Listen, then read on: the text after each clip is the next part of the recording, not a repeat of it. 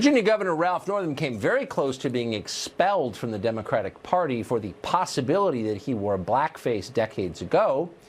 The party somehow, though, cared a lot less about an interview that he gave just before the blackface yearbook controversy, in which Northam defended the practice of literal infanticide. Watch. The infant would be delivered. The infant would be kept comfortable.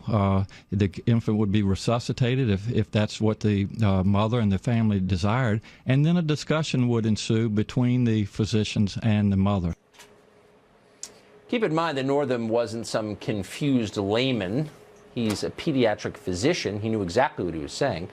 And it turns out he's not alone. Senate Democrats just filibustered a bill that would have imposed criminal penalties on doctors who failed to care for infants who survive late-term abortion. Abortion survivor Melissa Oden weighed in on that question earlier today.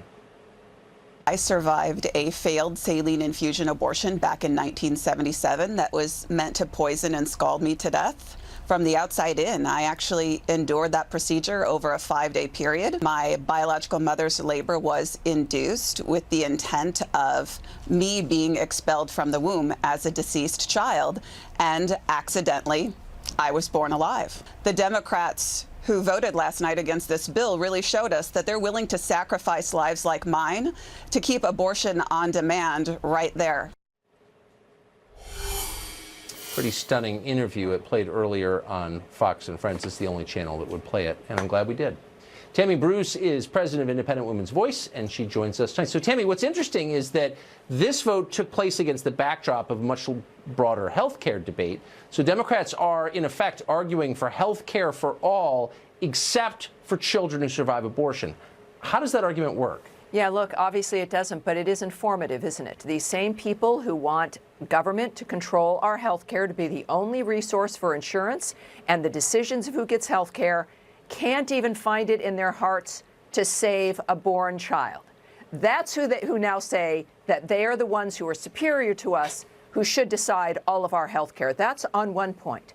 But the other thing is, it's fascinating, Tucker, nobody wants what they're supporting, not even Democrats. A Gallup poll from last year, 18% of Democrats are okay with late-term abortion, with third trimester abortion. Only 13% of independents are. Not even Democrats want this, and so you have to ask, why are they doing it? Who are they pandering to? All I can think of is that those Planned Parenthood checks must be gigantic.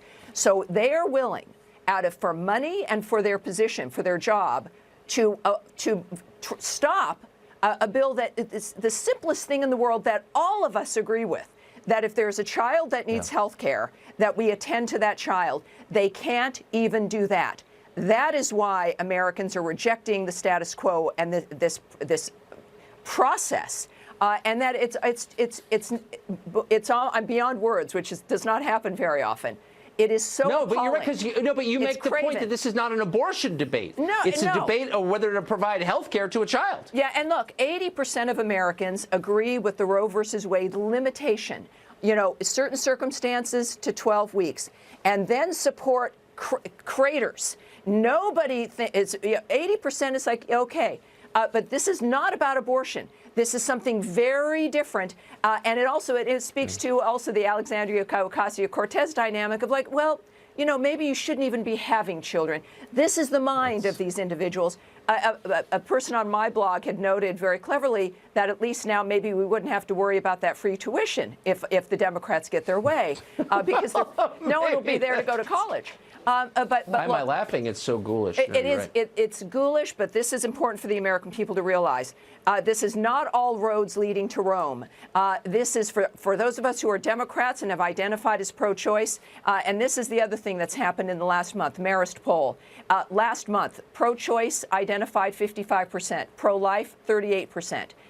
Now, February, it's even, 47 to 47%. Right. A remarkable shift in the attitude. It's exactly. No, you're totally right, because there's a cost to extremism. I hope there is. And it's been in education in the last 4 weeks. It really has been shocking, even to me. Hard to shock. Tammy Bruce, great to see you. Thank you, dear.